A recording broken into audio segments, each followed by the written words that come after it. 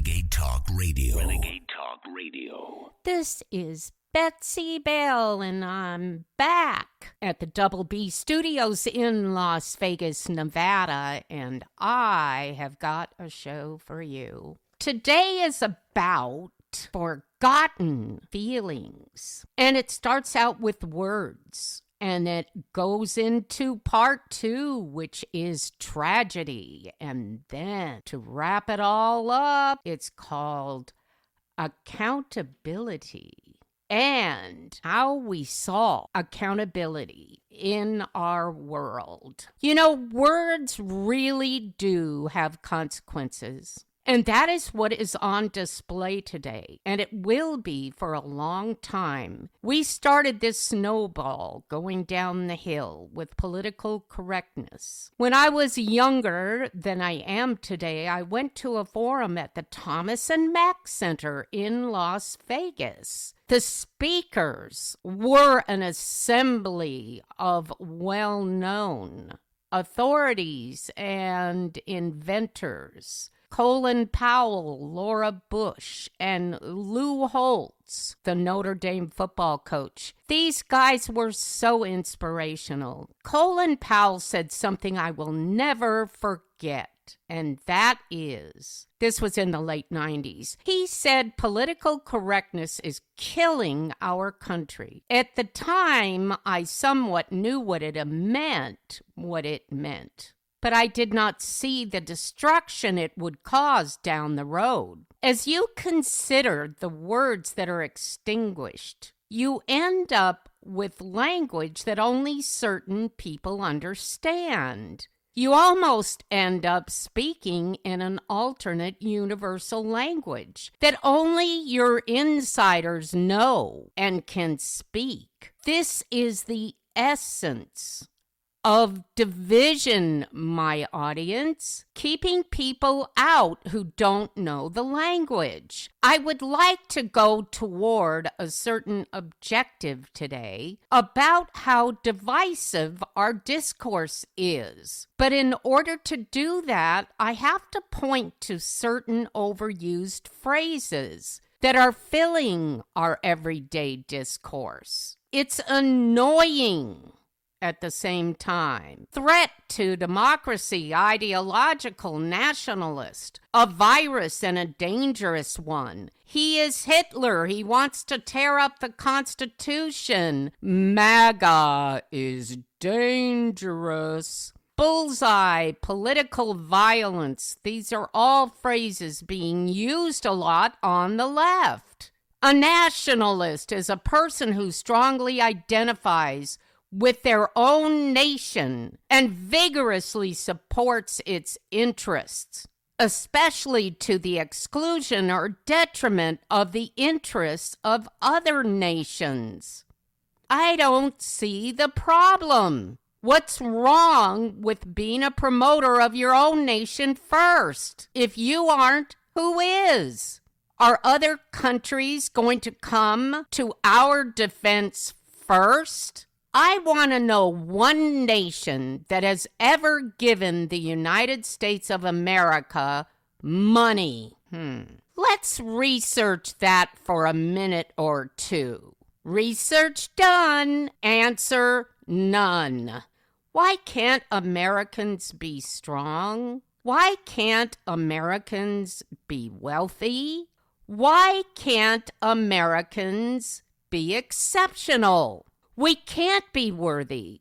We can't inspire. We can't belong.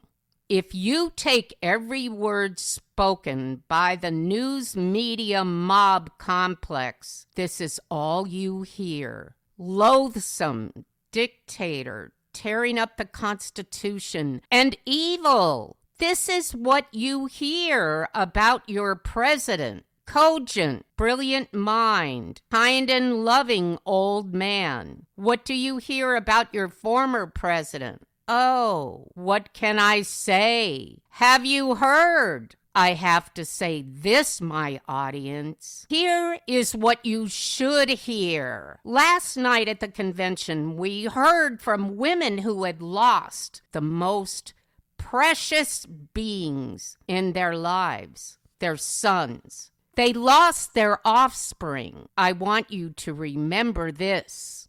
And believe me, I will remind you at the moment in time when Democrats take the stage at their convention. Will the crowd be moved to tears because a mother relied on her faith in God? Because she lost all that was dear to her? If they do, it's because the momentum has just shifted. Not even an earthquake would make them call on our Lord, because they are not people of faith. I don't mind that, but they don't believe in the American people. They're trying to import votes. They can't win with us. The Biden team is perplexed. They are confused. And they are in total disarray. I cannot believe what I am seeing. The deplorable has united his people. And now the Democrats are totally flummoxed. How can this happen? You know what this is. What just happened? The battle lines were drawn after their man destroyed himself in the debate. The words of the moment were that Trump was awful. Trump was so bad in that debate. He lied. But Biden, he just didn't have a good night. Maybe that's what he needs to say. Good night. Okay, Dems, look. I did a whole podcast on look. I hate that word. The Dems looked away and then they looked back and said, "Oh, rats. Is he still here?" Yeah, he has not walked into that good night yet. You, my Democrats, created this monster. He is still here. You reap what you sow, and I'm not sorry for you. Bill O'Reilly said it the other night on Cuomo. He said, stop with what about? What about Trump? What about the deplorables? What about them? Last night, the people that aren't allowed, that are not accepted, that are not a part of the American vision for the future, stood up and declared they were wrong about Donald Trump. Have you heard? Democrats are saying that they were wrong about Joe Biden. Not in public, so no, you probably didn't hear. You will not hear. Because they don't do anything in public except tear down this country. How absolutely heartbreaking. They don't even know. The party elders, and I mean old, are trying to find a way to delete Joe. But they keep pushing delete, and he keeps popping up like burnt toast. Oh, damn, that's racist, Betsey. Just stop. He did pop up in Las Vegas to speak to the NAACP. Has Joe ever spoken to white people? One thing Joe did say, and I will quote, I didn't say crosshairs. I said bullseye.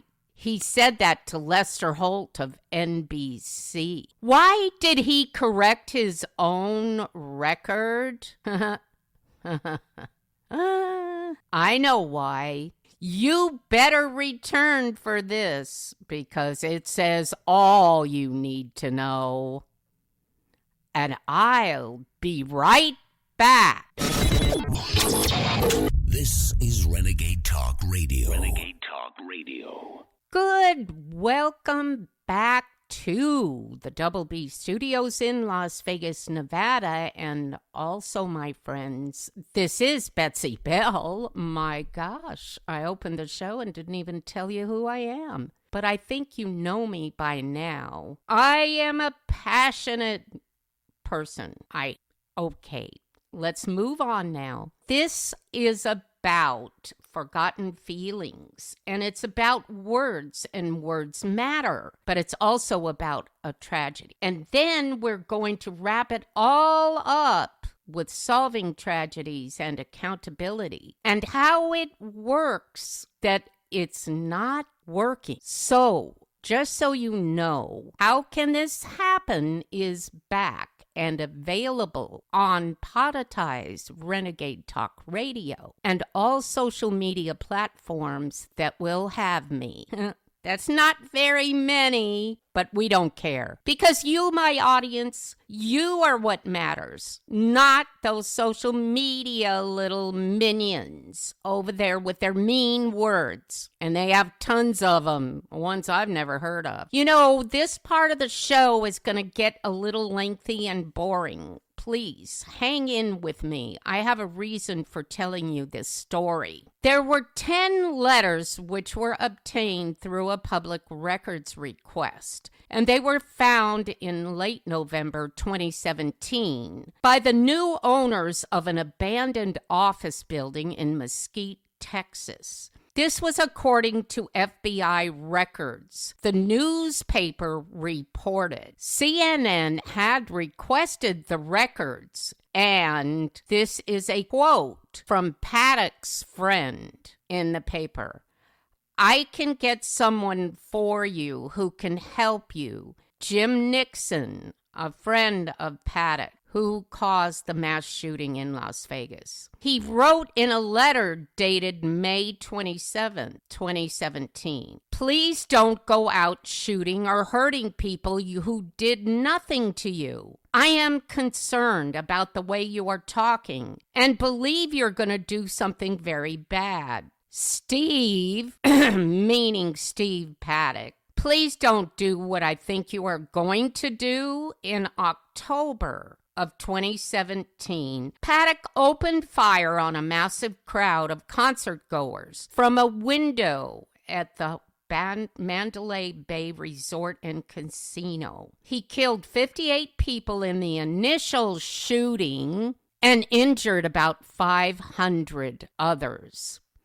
In the years after the massacre, 2 more victims have died of shooting-related injuries. Nixon said there were never any problems with his and Paddock's relationship. But later, Paddock became bitter at the system and started talking about death. Paddock mentioned going postal, which made Nixon concerned about Paddock's well-being. That is what Nixon told CNN. 3 days after the October 1st mass shooting in Las Vegas, then President Donald Trump visited Las Vegas and met with victims of the shooting and first responders. Some mass shooting experts see parallels between the October 1st, 2017 mass shooting in Las Vegas and the assassination attempt on former President Donald Trump, including a shooter in an elevated position and questions about security. Crooks fired shots from a roof less than 150 yards from Trump. In the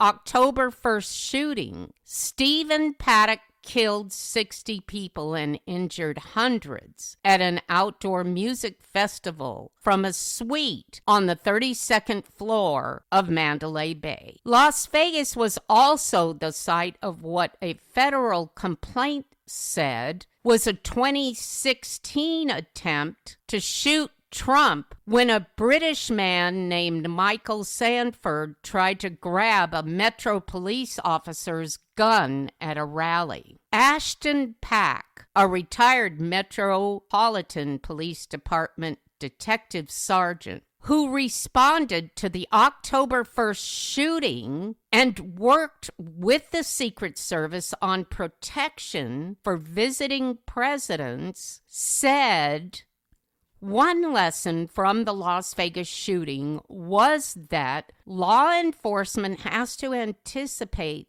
threats from high elevations in open-air locations." Wow, that's interesting, considering what we are learning today. After the shooting, Metro started a new rifle program to train officers to shoot at elevated targets. Jacqueline Childraut, a mass shootings researcher, said the only similarity she saw between the October 1st shooting and the shooting at the Trump rally was the issue of security. Okay. Thank you, my audience. I'm so grateful that you hung in for that. The greater point to my taking you down this long, winding road is, and I promise you, it is worth it. We can't know what is in someone's mind, but the mental health issues in this nation are getting worse by the day. I think our most vulnerable are the mentally ill because we don't seem to know how to treat them or how to get them help that they need. I don't know why we're not having a greater conversation about this. The effects of October 1 hang over Las Vegas. It is a shattered portrait of our adult Disneyland that Las Vegas means to imply.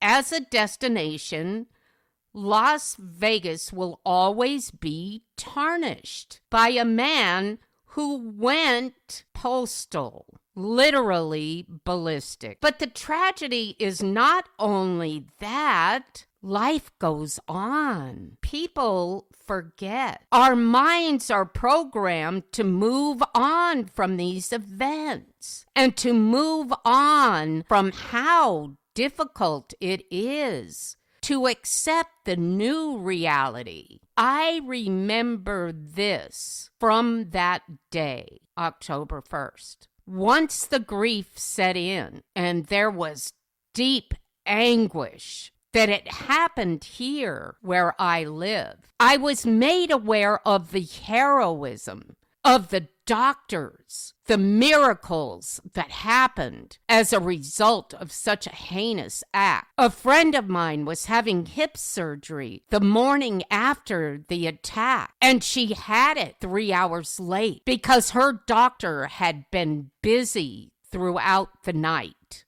Las Vegas citizens stood in line for hours to donate blood. The community mourned with the visitors, and we built a memorial park in downtown Las Vegas so that we will always remember these innocent and precious lives. We became Vegas Strong instead of the adult Disneyland. We had a new name, Vegas Strong. In the quiet moments, when you think back on what happened in a field in Pennsylvania, I hope you remember the miracles. I want you to remember the strength that all of us show in a time of tragedy. And then I want you to say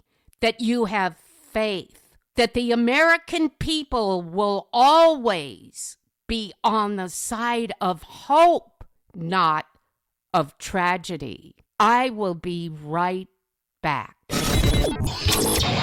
This is Renegade Talk Radio. Renegade Talk Radio. Welcome back. This is the Double B Studios in Las Vegas, Nevada. This is Betsey Bell, and how can this happen? Although we know that everything is happening at just a record pace, almost the speed of light these days, we still need to keep up. We need not worry about appearances. We need to worry about the facts. And this part of the show is about accountability. We should all be aware of the lack of accountability in these horrific situations. In the aftermath of the October 1st shooting, a man named Steve Sisolak was running for governor in the state of Nevada. He was on TV more than Sheriff Lombardo, who was supposed to be talking about what happened.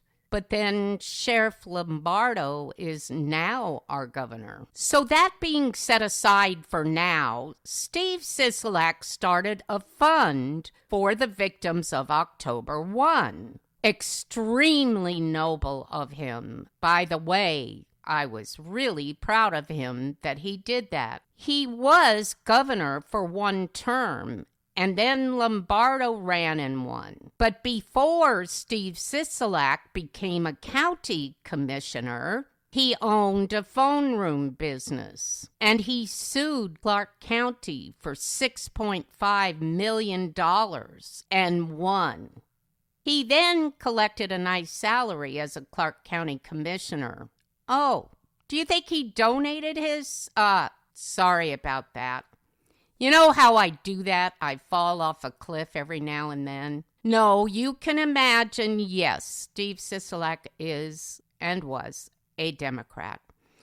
It was on the site that funds for October 1, the GoFundMe account, were to be used to provide, and I'm quoting, relief and financial support to the victims and families of the horrific Las Vegas mass shooting. Steve Sisolak raised $11 million. There is no end to the generosity of the American people. I just want to be clear on that point. And there is also no real accounting of the distribution of this money. I'm sure there is somewhere. I just don't know where. Accountability is the word here. And I just want to make it clear. I think we forgot. Part of what we keep forgetting is accountability is a word. We need to be held accountable for our actions. Kimberly Cheadle is the 27th director of the U.S. Secret Service, sworn into office on September 17, 2022. Prior to her appointment, Ms. Cheadle served as senior director in global security at PepsiCo. You know, those soft drinks, they can be really dangerous. Where she was responsible for directing and implementing security protocols for the company's facilities in North America. So Kimberly served with distinction for 27 years in the U.S. Secret Service, most recently as Assistant Director of the Office of Protective Operations. In this position, Ms. Cheadle managed a $133.5 million budget and collaborated with 10 operational divisions and the Technical Security Division, to research, develop, and deploy technologies that reduce risks to protectees, protected facilities, and protected events. Wow, she worked on a computer. She's a technomagnet.